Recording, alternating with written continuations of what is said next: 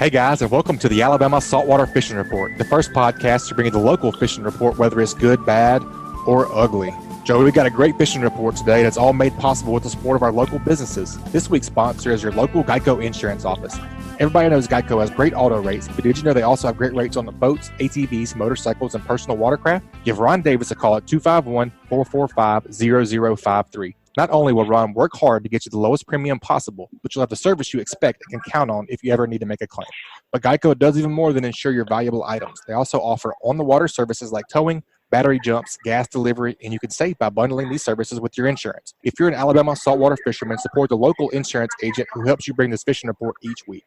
Call Ron Davis, Geico agent, at 251-445-0053 or visit him online at geico.com/mobile-al. We appreciate Ron Davis and those guys over at Geico. How are we doing today, Joe? I'm doing great, man. We got some big news this week, and that's we're going to have some more snapper days. I'm really excited about that, not only from the fact that I'm going to go snapper fishing, but that's just so cool to see that the snapper check is working in real time. You know, I fished some up in Alaska. My in-laws spend the summer in Alaska, and they've got sonar on the rivers that count the fish going up the rivers. And when a certain number of salmon get past that sonar, they feel like they've gotten a good enough return, and they'll increase the limits. I always thought, I remember going there 10 years ago and seeing that and thinking, man, how cool is that they're like in real time, they're like, hey, 30,000 fish have been up the Kenai River or been up the Russian River. And I thought that there's no way we could do that in the Gulf, but Snapper Check has done it, really, and it's working. So let's bring on Scott Bannon today. We're going to talk to Scott and find out all the ins and outs of the extra 2 days we've got of snapper season coming up on Labor Day weekend. Scott, welcome back to the Alabama Saltwater Fishing Report. Hey, guys. Thanks for having me. It's always good to be here. Big news this week. Give us the ins and outs. We've got 2 more days of snapper season. What dates? Sure. So it's going to be Saturday and Sunday, the last day of August, first day of September, which is Labor Day weekend. So after this season, we had a tough run of weather about mid-season, tropical storm/hurricane that went through the area. We lost 2 solid days for private anglers on that, but for most anglers, you lost the Friday as well. And we've had some other high wind days where effort wasn't as good. People in smaller boats made the right decisions and did not go out because it's not safe. And so we're very proud of the decisions that people made. So that led to some reduced effort and some reduced catches.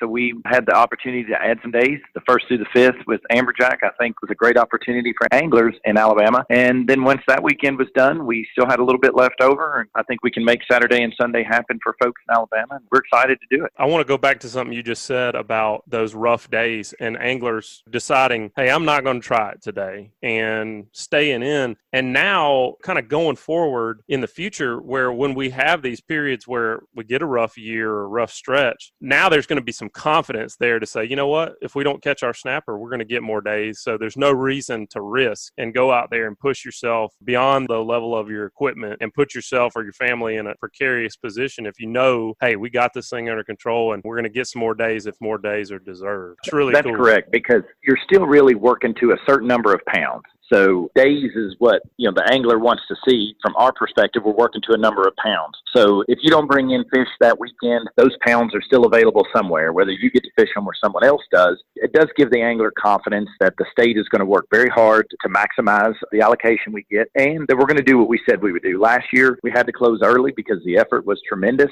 and people got to go fishing, and we got to the pounds pretty quickly. So I think the flip side of it was this year, we got to extend it a little bit because the pounds were not achieved early on in the season, and there was an increased reporting rate in Snapper Check. It was about 50%, a little higher, and that's helpful. And that also gives me a little more confidence when we're making these management decisions that we're okay with the numbers and that we're feeling better. And I think the anglers are finally learning that Snapper Check is to their benefit, that accurate reporting is beneficial to them. And I think people are learning not to panic fish. That means they're not just going because this is all we're going to get, so we have to go. And again, pushing themselves in inclement weather, things like that. They've learned to relax and that, hey, the state's going to look out for us on this. We're still going to fish those pounds.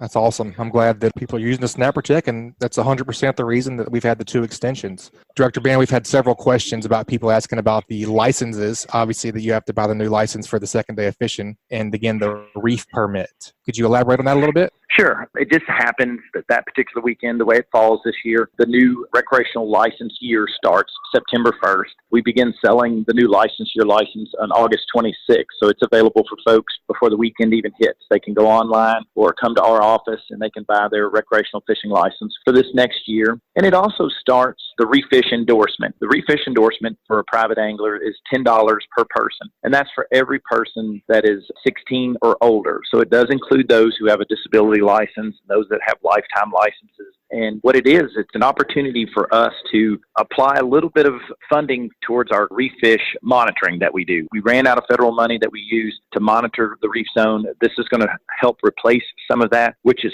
critical to maintaining this reef fish management. And we not only get red snapper data, we get data on other species, and I think that's going to become important in the near future, some of these other reef fish species. It's a way for those that specifically participate in that fishery to help us continue to maintain great data. The data is invaluable to maintaining a state-managed program. So it does start on September 1st. We encourage people to go ahead and buy the reef fish endorsement with their new license because it's not just a snapper endorsement. It is for any reef fish. So if you're amberjack fishing, beeliners, or any of those, you still have to have it. And you get the full year. It's a full year endorsement. Yeah, it's going to go through that time next year. It's not like it's a tax or something on this season. It lasts for 12 months. It's the same difference as if you were buying it next May. That's correct. If you're there buying your license, we encourage people to do it just so you don't forget about it. But our enforcement folks will be out. They're really going to educate people. You know, as they encounter folks, they're going to say, hey, have you purchased your new fishing license? Have you purchased the reef fish endorsement? We're not going to go out and write a bunch of tickets the first day. It's an education time for us to allow people the opportunity to get this endorsement and provide a little education as to why and what the benefits are. So I think it's going to be helpful also for us to have the ability to identify people that just specifically participate in that fishery, and we can put surveys out directed to them, and we can ask them questions about how did you like the type of seasons that we've been doing? What are your suggestions for the future? How many times do you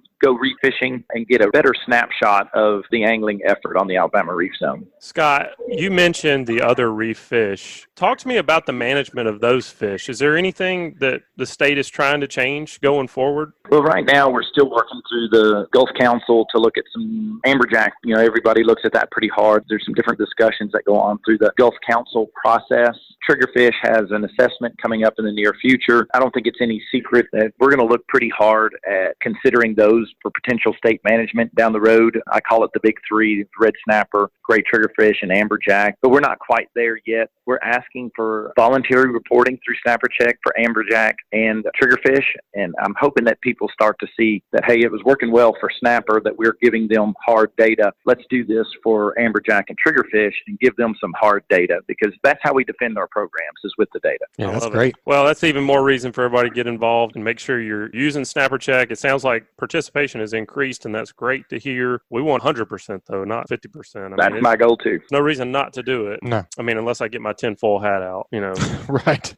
Then Scott's plotting against us. Man. Yeah, no, I promise I'm plotting for you. It's interesting that when I have the opportunity to talk to people who have not been doing it, it still comes down to the fact that people are leery and they feel like, well, if I don't give you the number, then you just don't know about it. But we still make some estimates on effort, and we have some other ways to do that. So, you know, real numbers are real numbers, and I would rather make decisions based on that. Again, just like last year, we closed a little early, but we felt pretty confident that the effort was very, very high, and a lot of people got to go fishing. And this year, it's a similar number of trips, and you can go to outdooralabama.com and under the EFP, the Exempted Fishing Permit page, and you can see the reports that we put on there, and you can see the number of trips that are made, the number of vessels that are participating in the fishery, and it stays fairly consistent. It just was spread out a little more this year. Well, Scott, thanks for being on with us today and explaining everything that's going on. Wish you guys continued success with this, and I hope you have a safe Labor Day weekend. We'll talk to you again soon. All right, guys. Thanks for the opportunity. Thanks, Scott. All right, Butch. Well, 2 more days of snapper season, but amberjack is open right now. This time of year,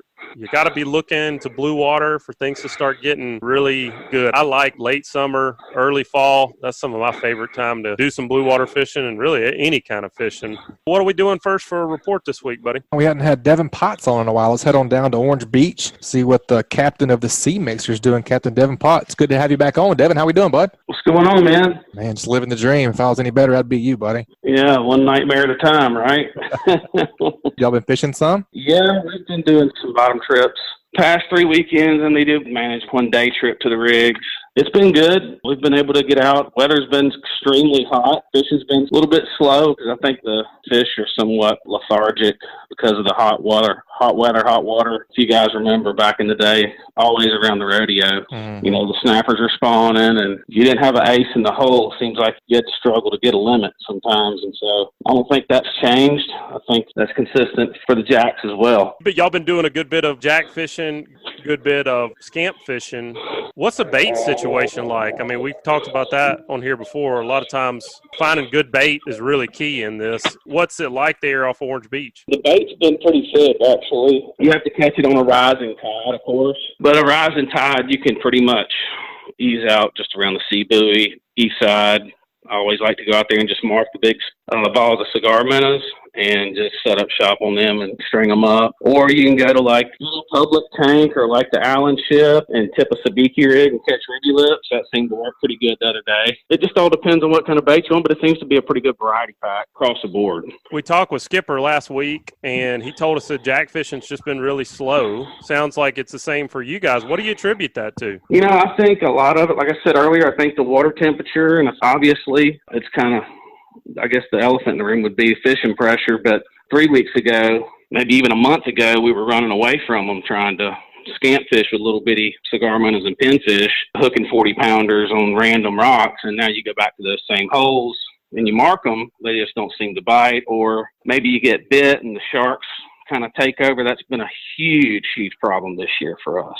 I mean, I speak for most of the fleet when I tell you that the sharks are fairly rabid out there right now, and I think that's also due to the watercolor and water quality. I think they tend to thrive in that kind of condition, so it's quite obvious when you see them on the meter what you got, you know? Yeah. Well, what about the blue water side of things? Sounds like kind of nearshore bottom fishing is pretty slow. We got the white marlin shootout coming up this weekend. You guys going to fish in there? Yeah, we sure are. We're pretty anxious. Tournament season itself's kind of been messed up with the weather. You know, canceled the Blue Marlin Grand Championship, and then Biloxi was a wash. I say it was. It wasn't very many boats, and we didn't fish because of the weather. And then Emerald Coast, we had to weather some pretty good conditions to fish it. It's just been one of those years where the weekends you don't have a tournament, it's calm, and the weekends you do, there's some kind of tropical depression or something like that going on. But past week or two, man, there was reports coming in and good blue water reports, blue marlins around the Blind Faith, Thunderhawk area, people catching. I mean, Pat, good night. I think he had several trips where he caught 4. Bunch of bonita, bunch of bait. You know, the bait's starting to move in, like you guys were saying earlier about the fall and late summer. Starting to see the bait fall up on the continental shelf, and I think a bonita's probably the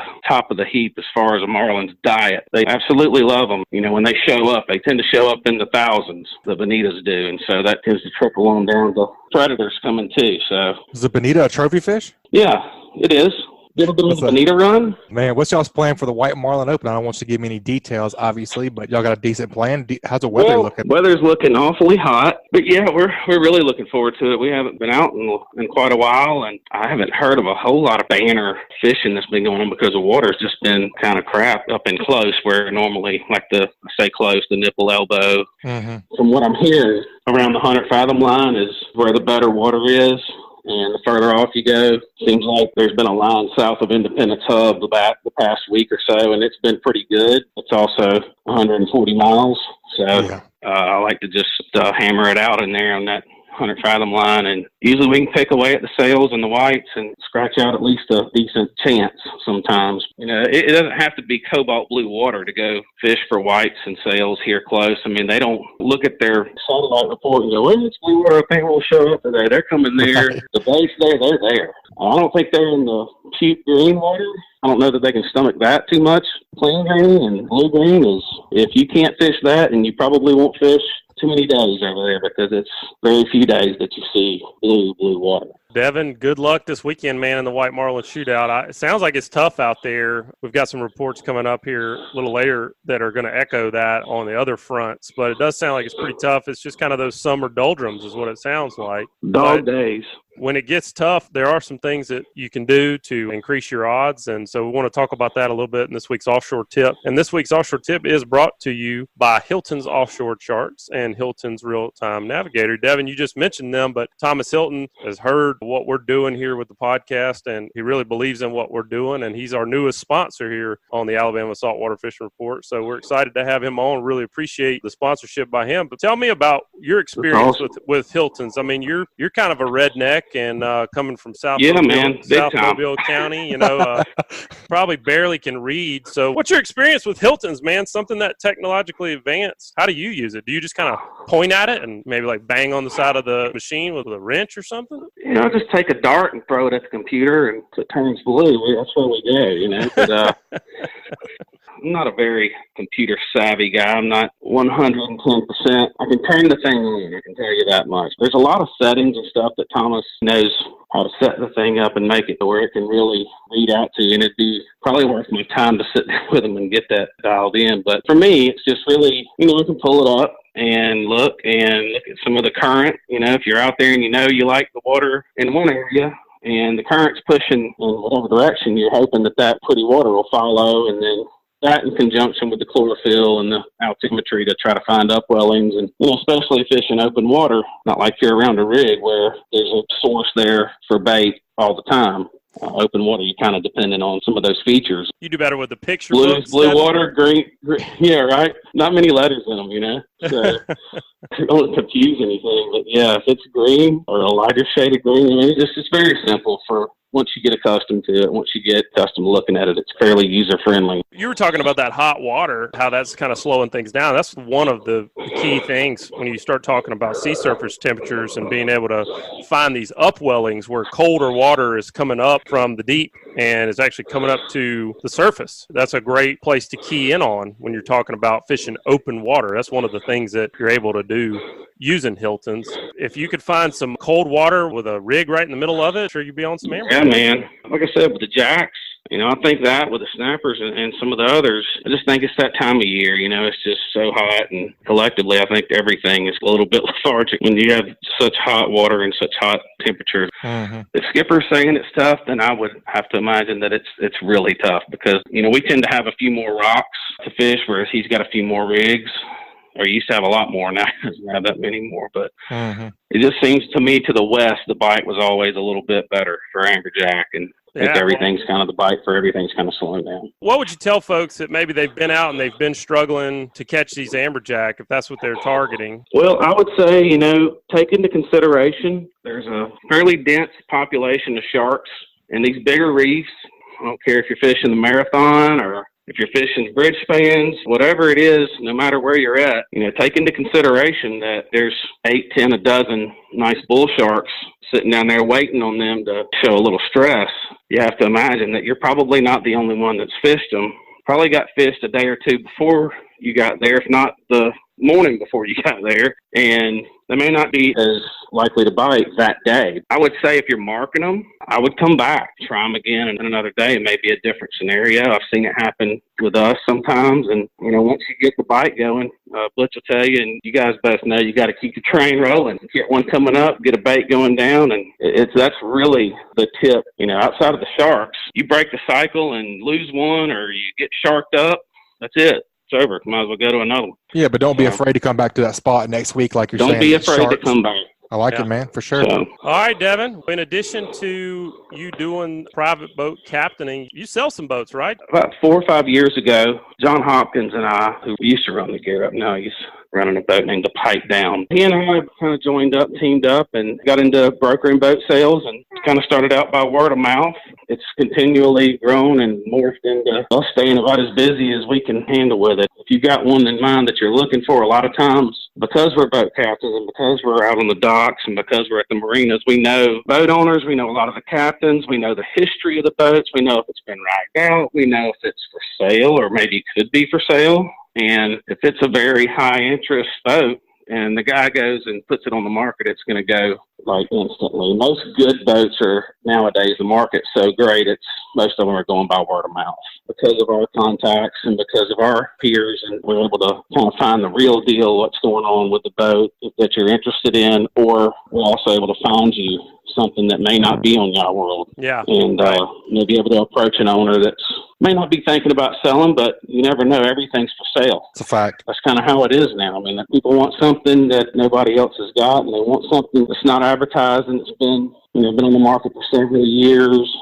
so on and so forth. Even though we have boats and we list them and they stay on the market for sometimes they may be overpriced or whatever. There's something about coming to somebody that's got a nice boat that's been maintained and being able to piece a deal together, and we've been really fortunate. If folks are looking for a boat or they've got a boat that they'd be interested in selling, yeah, what's the best way for them to get in contact with you? They can call my number at 251-379-6005, and we can send them a listing agreement, or email me at potts.devin@gmail.com or dpotts@amyachts.com.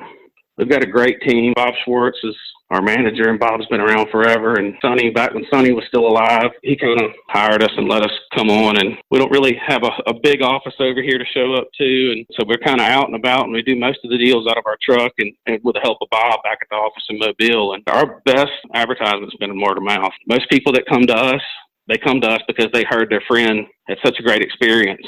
And to me, there's no better way to get your name out there than to have other people speak on your behalf. Yeah, that's kind of been. Yep. A&M's been a household name for yacht sales as long as I can remember. Well, it used to be. Boating has changed big time. And so they're still by the same values and same business dealings. Mm-hmm. It's really nice to be able to do that. Be able to put somebody in something that they're truly going to enjoy. Heck yeah, that's what it's all about, man. Good luck this weekend, Devin. Thanks for being with us again. Yeah, buddy. See you guys later. Thanks, Devin. Butch, it sounds like it's tough offshore, man. Devin did not seem too excited about the situation offshore. No, I think the sharks had him a little fired up and just hot. I think he's tired of being hot. It's hot, and you spend all that time bottom fishing. Bottom fishing is one of those things where, for me, if it ain't going off, I'm ready to It's not that fun. No. So it sounds like they've been working their butts off to catch what they've got, and it hasn't been that great. But maybe it'll improve, I mean, how many times have we been amberjack fishing, and it's every drop you're catching fish, you get your limit, and then you go back in, you come back to the same spot the next day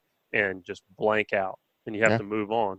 Those fish move around. I mean, you've seen it too with dolphins coming up on spots and shutting a snapper bite down. Same thing with those sharks and those amberjack. I'm curious what this hot weather and these calm seas have got things doing in the surf. We talked with David Thornton a little earlier today. He said the pier was really slow. Yeah. So I thought, let's go talk to Matthew Isbell, Bama Beach Bum, and see maybe the surf has improved over the pier. What's the word, man? Is it any better on the surf side? Well, just listening to you guys talk about your previous guest, I was hoping that I could kind of carry the torch and bring in some good news, but it sounds like everybody's struggling a little bit.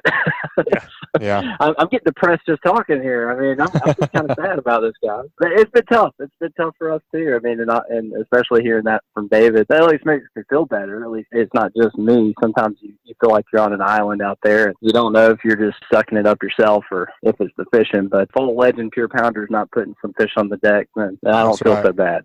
Yeah.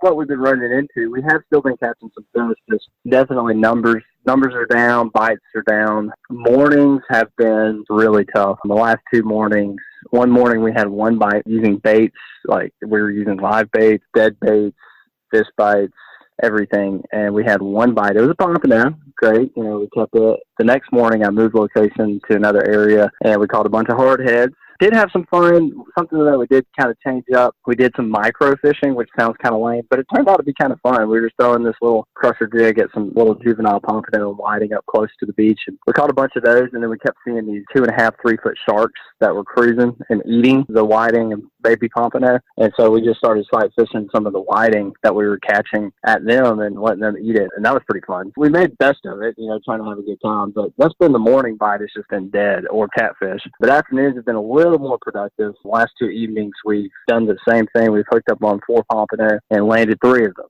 So it's pretty consistent as far as what we're seeing, but it's just kind of consistently bad. So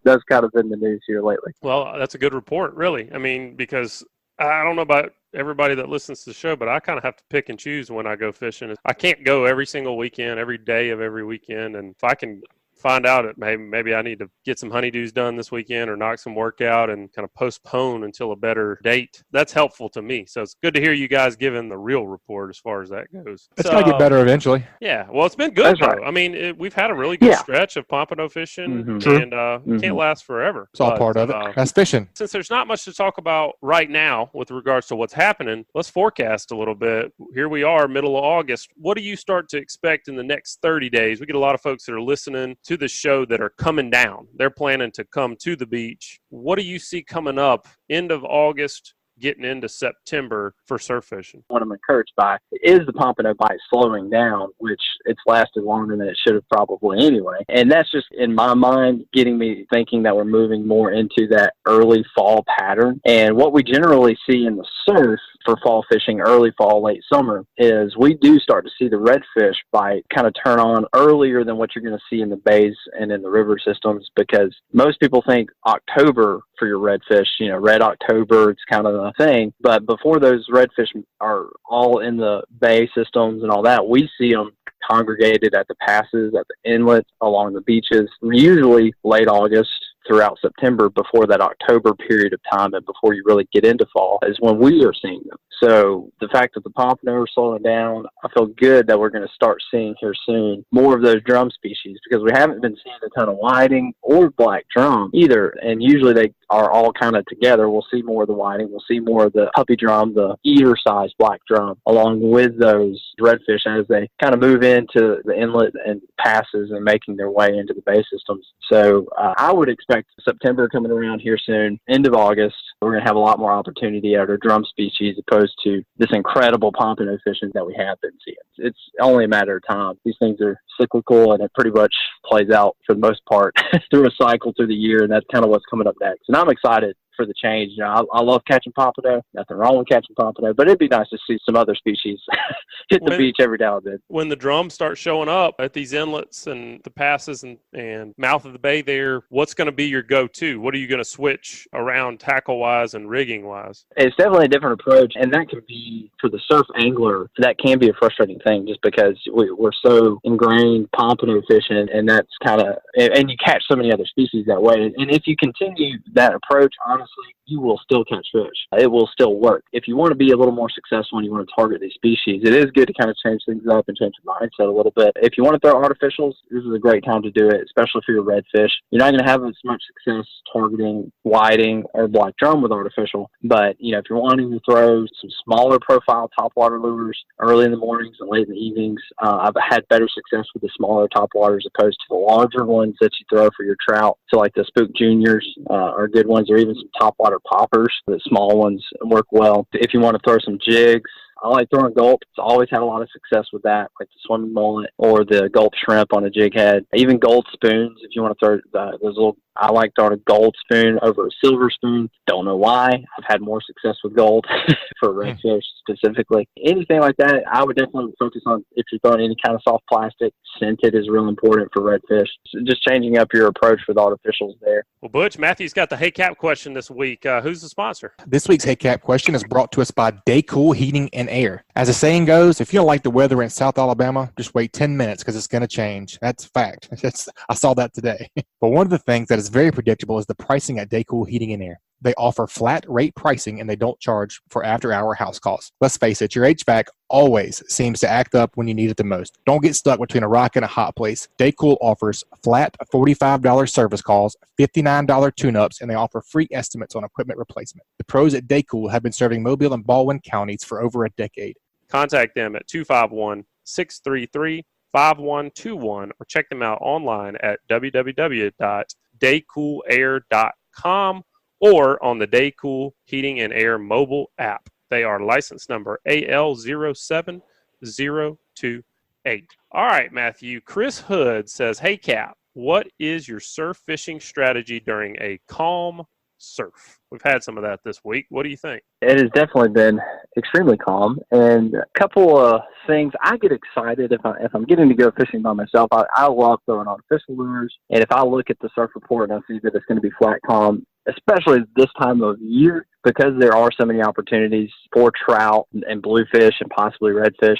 I get excited to be able to throw some top water early in the morning or late in the evening. So if it's flat calm, I'm going to be out there before sunup throwing a top water. And even if I don't catch a fish, like just watching that top water work off the surf for that flat calm on the beach on a beautiful sunrise morning, there's just something magical about it. So I enjoy it. But as far as pompano fishing, we've had a lot of really good days pompano fishing in calm surf.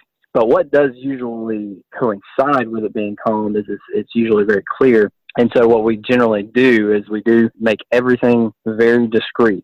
We're going to remove floats. We're going to remove beads. We're going to use 15, 17-pound fluorocarbon with just a hook, one drop, and we're going to use a lot of natural baits, whether that's just shrimp, just sand fleas, just ghost shrimp, whatever that may be. And it's going to be a real natural presentation, and we're going to hide that hook as best we can and just try to not spook any fish that's going to come swimming by because it's just so calm and clear. If it's been calm and clear for 5-6 consecutive days, it's probably going to be tough. The oxygen levels get real low in those conditions. The fish are just going to move out of there, and honestly, there's just not much you can do. But if it's only for a couple of days, usually you can still have some success with pompano if you just lighten things up and just think discreet. I like that. A couple days of flat, scale it down, think clear water, but still fish. More than a couple days of flat, stay home, cut the grass, go play golf, do something else. Yes. I like it. Well, Matthew, if folks want to get in touch with you for a surf fishing trip, what's the best way to contact you? They can check me out on my website. It's staybummy.com. That's STAYBUMMY. All right, buddy. As always, thanks for being with us. We'll talk to you again soon. All right. Thanks, guys. Last but not least, let's get the inshore. I think it's kind of a hybrid report today. Let's see what Captain Richard Rutland's doing with cold-blooded fishing. How are we doing today, Captain Richard? What's up, boys? How y'all doing? I hope everybody's line's been tight this week. I know mine sure have. Been doing a little bit of inshore and a little offshore. Looks like inshore fish are starting to move up the bay a little bit, which makes sense with white shrimp migration. That usually happens about this time of year. And then offshore, we got amberjack going on, and I've been fairly successful at both. Awesome, man. Well, I did a little bit of offshore fishing today. I went down to the island this morning to kind of do a little bit of, a scouting or / fun trip, and was kind of prepared for all things trout, doing like some trout or redfish or blackfish, or running offshore and doing some ling fishing or amberjack fishing. And man, it was, instead of the Gulf of Mexico, we should have called it Lake of Mexico today, because it was calm today. Golly. We went and tried to catch up some bait out around the ships, which has been a pretty sure thing, and kind of found a little bit of a dead area out there around the ships, which is surprising, and went to the east and fished the triple yellow rig. That's about 9 or 10 miles off Gulf Shores. Got some good hardtails, and went out to a fairly new reef that the state sunk, I believe, last year, called the New Venture. It's a giant ship that they put out there that they sunk. It really marks up good, and it's a big structure. We caught our limit of amberjacks pretty quick. I had just me and my buddy Jimmy Tran, JC, with me, went out there, and I think we used about all of six live baits, and had two probably 40-plus pound amberjacks on the boat, two undersized fish as well. It was great. It was a fun trip. That big spot, how did you guys approach that spot? Did you just get up current and drift? What was your strategy there? Did you try to hold on a specific number? Well, there was zero current whatsoever. I probably never needed to put the trolling motor in the water, but I did. I just kind of idled around with my trolling motor down, and then when I started to mark the fish, because you could definitely see the wreck. The wreck marks up about 30 or 40 feet off the bottom. It is giant. Usually you can tell where those amberjacks are, because they usually school pretty tight together, and they usually give you like a real hard return in the water column at one depth. When I found that, I spot locked with my trolling motor, and we measured out our hardtails right down to them, and it was pretty much like clockwork, really easy for the most part. And first big fish that we hooked up on, we kind of got the boat angled away from the wreck, pulled them away, because it's such a big structure. It's fairly easy for them to get you wrapped up in there, but I feel like, and we both did a good job on two keeper-sized fish and got them away. We're using real heavy lines, 6/0 Penn Senators with some 100-plus pound line on there, circle hooks and whatnot. It was a lot of fun, man. I love that whole tug-of-war deal you got to do with those guys. Oh, yeah, but it's a little different for you there. You don't get to do that. You don't get to pull in those big guys very often. No, that kind of takes me back to my childhood. That's what me and my dad and my brother used to love doing when we were growing up, was doing amberjack fishing. Like back when there used to be a ton of rigs out there in the Gulf, that was our deal, was like you'd hook up and then kind of power away to get them, you know? Oh, yeah, get them up out of there. Well, you talked about the trout and all moving up a little bit more up in the bay. I'm going to pick your brain a little more about that because I've been trying to find those guys some. What's that pattern looking like? So I've been basically fishing from about Theodore Industrial Canal, Dog River area, and north. We found some real nice schools of, I wouldn't say like any great big fish, but nice schools of what we call schooling fish, 1 to 3 pound fish or so, in shallow water and deep water, just kind of littered up. Mostly I've been doing it on the west side of the bay, west side of the ship channel, from Gilliard Island all the way up to just south of the Mobile River. A lot of times you got to weed through the hardhead catfish and stuff like that, ladyfish. On some of the shallow water, I guess you'd say, they're mostly oyster shell flats or around some old dot pilings and stuff like that. But it's been mostly a popping cork and a live shrimp. It's been really hard to catch fish on artificial lately on the trout side of things. They've gotten a little weary of the artificial bait, but it's been really good. Like I was saying, I think it's a sign of the white shrimp pushing north in the bay towards the tidal rivers to do their spawning deal that they usually do here in the late summer, early fall. It seems like all the white shrimp go up in the tidal rivers and the delta and whatnot and do their spawning activity. And I think we're kind of already seeing signs of that happening. Yeah, for sure. Jay and I were able to get out a couple days ago.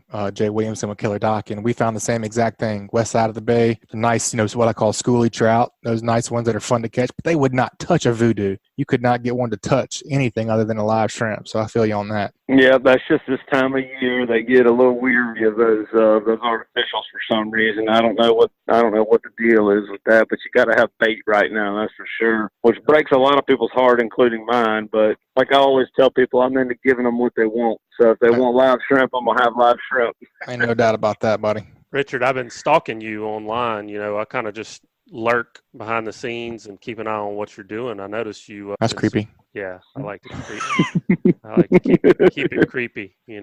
Just always know I'm watching you, Richard. Just keep that. That's right. Apparently. I've seen some photos of some really nice cobia you've been catching. Tell me, we're not going to let you get out of here without telling me about those cobias. Ling fishing has been good. I would say, as far as like getting into my ling pattern, I call them ling because I'm from Alabama. I don't know where you're from, but I'm from Alabama, so I call them ling. We're getting real close to it busting loose, in my opinion, minus what I saw today. I felt like we're getting real close to seeing them start to kind of bust loose. Caught a few fish on the outer buoys, the outer ship buoys on the ship channel, and then a lot of fish out on the ships right now. It's been fun. Mostly been catching them on live pogies. One big one that we caught about 2 weeks ago was on a dead pogie of all things, believe it or not, on a knocker rig, something you would catch a red snapper on, a knocker rig, just a weight down on top of a circle hook. Caught a real nice one doing that, kind of just fluttering it all the way up the water column, working the bottom all the way up to the very top of the water column. It caught a real nice one. Then we sight casted a nice one on a buoy the other day. Like I said, I don't think it's quite full swing for full bore fall fishing link, but it is looking good, in my opinion, for it to really bust loose here for too long. I always personally look for right around Labor Day, give or take 2 weeks. It seems like that's when those fish show up in some numbers. And, if I go back and I listen to our shows last year, I believe that's when you were really on those fish, right around that Labor Day holiday. When you're fishing those buoys, you mentioned sight fishing that fish on a buoy. Are you running buoys and looking, or do you spend the time to actually slow down and use your electronics and see if you can find a fish stopping at each buoy? I scan every buoy possible. I definitely scan with my side scan because you never know where you're going to find one. If you don't use your electronics, you're behind the 8 ball. And it's funny with electronics and how I've evolved as a ling fisherman. I used to stop and fish every single buoy. I used to stop and jig every buoy or drop a live bait on every buoy or pitch a free line or something like that. And I've gotten to where now I visually inspect each buoy, make a very nice slow approach with the sun at my back, so I have good light and I can see the surface real well. If I don't see anything, then I'll make a real slow approach, and I usually either go up current or down current, but I want to be parallel with the current when I'm going. So if the current's coming out of the west, I'm going from east to west, scanning the buoy because fish is always going to have his nose into the current. And I'll do just a real slow idle by the buoy, inspect with my side scan. If I see something that looks fishy, if I see something looks like it's hanging off the chain, go to town with a jig, or basically like a sow rig, like you'd use for a snapper, a weight with about a 4 to 6 foot long leader and or knocker rig, and then just kind of start working the water column. Most of the time with your side scan and whatnot, you can usually tell about what depth fish are at. You can just kind of almost measure out your live bait right down to them and catch them. It's pretty neat. Well, it sounds neat. I'm ready for them to show up. That's one of my favorite fish. Maybe more than triple tail, maybe right behind. Depends on the day, maybe. But it's exciting. This great time of year. And everybody starts thinking about football. So the boats thin out. Everybody's running up to the hunting camp, plant their food plots, and just a lot less pressure out there. There's nothing to see down here. Everybody needs to go make sure their food plots are in good working order, and that Bambi's in there. It's eating every day, man. That's where everybody needs to be. That's the important thing right now. That's exactly right. Well, Richard, we're not going to let you get out of here without giving us a tip. This week's onshore tip is brought to you by CCA Alabama, a great way to support conservation projects like the Claude Petit Flounder Hatchery and the University of South Alabama cobia tagging project. That's got to be tough to tag a cobia. I just don't know if I could do it. Anyway, the South Alabama cobia tagging project is through the purchase of a distinctive CCA Alabama Saltwater Fishing License Plate. Head over to Alabama Department of Revenue's distinctive license plate page, revenue.alabama.gov, to get yours. Richard, have you been able to tag a few cobia, or you struggle with that as much as I would? Personally, I do not have any cobia tags. Right, that's my excuse too, yeah. Yep. I don't have any cobia tags, but the good news is South Alabama and the CCA we're going to work together here in the next couple of months to put some satellite tags on a few fish.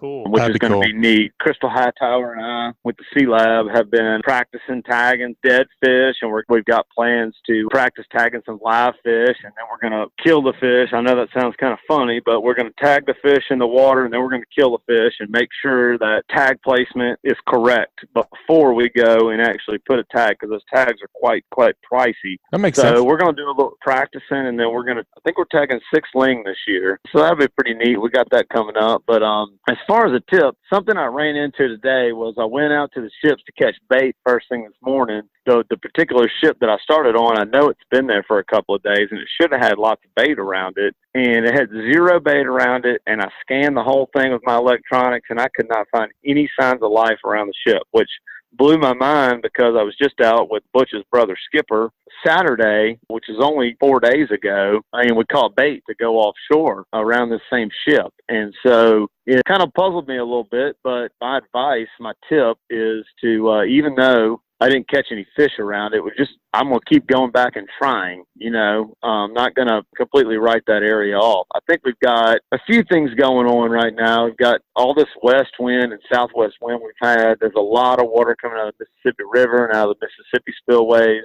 And I feel like some of that water has traveled over, and it's obviously pushed the bait somewhere else, and obviously pushed the ling somewhere else as well. But I'm definitely not going to give up on it. Looks like we've got a little bit of a change in forecast here Friday, and then on into next week, maybe we're going to get a different wind direction. Hopefully, I've got my fingers crossed. But like I said, my tip would be just not to give up on it just yet. Just because you go out there and you fish a couple of times around one of these ships, don't give up on it, because they're going to be there. It's the right time of the year. You just got to look for the signs. You follow the feed, find the fish. Even though the feed's not there, doesn't mean that they won't be there the next time you go. I feel like this water quality is definitely pushing the bait around right now. Well, Richard, if folks want to get together with you and do an inshore trip or do one of these hybrid trips like you talked about doing today, what's the best way for them to reach out to you? Are you going through Fishing Chaos now, or are you still booking trips yourself? I am on Fishing Chaos. Fishing Chaos is a great way to book a trip with me. You can go online. You can see all my availability. There's a link on my website at coldbloodedfishing.com. That'll take you right over to Fishing Chaos.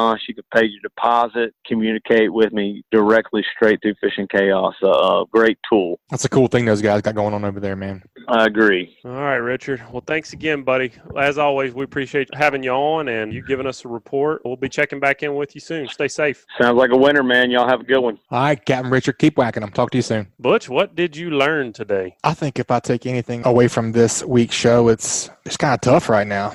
everybody's kind of struggling. Bait's here one day, gone the next. Just stick it out. It's going to change. It's going to get better eventually. Just keep watching the wind patterns and the currents. Like Richard was saying, the Dead Sea out there with that west wind coming out, all the river water and the low oxygen and all that, it's going to change. As soon as we get a east wind for a couple days and all that, it's going to get better. So either stick it out or like you say, just stay home. Go plant your fields this weekend so that way when the fishing's good, you can get after it. Man, make your wife happy, make your spouse. Sorry, that was very sexist of me to say that. I know we got women that like to fish too. My wife's one of them. But do something for your spouse. Get ahead. That way when it changes, you're ready. Build up some brownie points right now. All right, folks, that's going to wrap it up. As always, subscribe, rate, and review wherever you listen to podcasts. Make sure you're following us over on Facebook at Alabama Saltwater Fishing Report. And if you'd like us to email you the podcast, just head over to greatdaysoutdoors.com/ASFR, and we'll send you the new show each week. Chris Hood is going to be getting the CCA CDEC Fish Ruler this week for his Hey Cap questions. So if you guys have a Hey Cap question, there's 2 ways to submit it. Email us at alabama@bestfishingreport.com, or you can go over to the Alabama Saltwater Fishing Report Facebook page and look for one of our posts there. If we select your question, you'll be in the running for the CDEC Fish Ruler. What else we got, Butch? I think that's it, man. Keep whacking them. This week's Alabama Saltwater Fishing Report is brought to you by Foster Contracting, Fortified Roofing Pros. Did you know you could save up to 40% on your homeowner's insurance with a fortified roof? Learn more at fortifiedroofingpros.com or call them at 251-973-9999. And also, Killer Dock. Are you suffering from dock dysfunction? Check out a full line of dock enhancement at killerdock.com. That's killerdock.com. This week's Saltwater Fishing Report is brought to you by Angelo DiPaola, the Coastal Connection with eXp Realty, your boating and beach property specialist. Check me out on Facebook at Angelo DiPaola Realtor, the Coastal Connection, or call me direct at 850-287-3440. This is Captain Richard Rutland, and this report is brought to you by Cold Blooded Fishing. You can find us at www.coldbloodedfishing.com. This week's Alabama Saltwater Fishing Report was brought to you by me, Joe Baya, and National Land Realty. If I can help you in any way with the purchase or sale of land in Alabama or Florida, whether it's timberland, farmland, recreational land like hunting land, or even agricultural land or ranch land like horse farm, drop me a message at jbaya@nationalland.com. That's JBAYA@nationalland.com.